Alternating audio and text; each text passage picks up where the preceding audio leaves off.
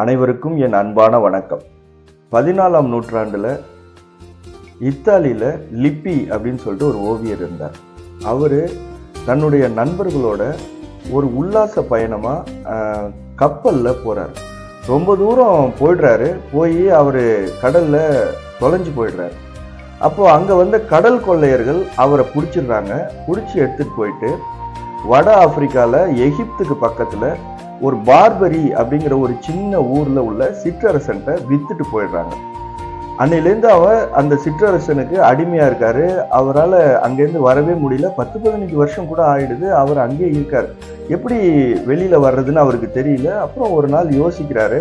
போகிறப்ப வர்றப்ப அந்த சிற்றரசனை பார்த்துருக்காரு. நல்லா உற்று பார்த்துட்டாரு. அவர் எப்படின்னு நல்லா தெரியும். ஒரு கறி துண்டை எடுத்து ஒரு வெள்ளையான செவுத்துல அந்த சிற்றரசனோட போர்ட்ரைட்டை அவர் வரைகிறார். அதை அந்த ஊர் மக்கள் எல்லாம் பார்க்குறாங்க. அவங்களுக்கு அது ரொம்ப வித்தியாசமாக இருக்குது. இந்த மாதிரி ஒரு திறமையை அவங்க யாரும் அது வரைக்கும் பார்த்தது கிடையாது.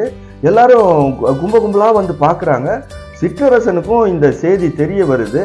அவனும் வந்து அந்த ஓவியத்தை பார்க்குறான். அவனுக்கே ஆச்சரியமாக போயிடுது.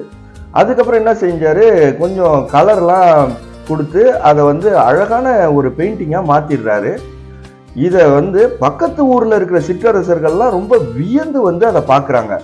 அப்போது அந்த சிற்றரசனோட மதிப்பு ரொம்ப உயர்ந்து போகுது. அவன் என்ன பண்ணுறான், இவரோட அடிமை தலையிலேருந்து அவரை நீக்கிட்டு அவரை அழைச்சிட்டு வந்து தன்னுடைய அரண்மனையில் ஆஸ்தான ஓவியராக வச்சுருக்கான். கொஞ்ச நாள் அங்கே இருந்ததுக்கப்புறம் அவன் ரொம்ப மகிழ்ச்சி அடைஞ்சு நிறைய பொண்ணும் பொருளும் கொடுத்து இத்தாலிக்கு தனி கப்பலில் அவரை ஃபுல் ப்ரொடெக்ஷனோட அவரை திருப்பி அனுப்பி வைக்கிறான். என்றைக்குமே நாம் ஒரு இக்கட்டான சூழ்நிலையில் இருக்கிறப்ப நம்மளுக்குன்னு ஒரு தனி திறமை இருக்கும். அதை சரியாக ஐடென்டிஃபை பண்ணி அதை யூஸ் பண்ணி நம்ம சாதுரியமாக ஒரு விஷயத்துலேருந்து வெளியில் வர பார்க்கணும்.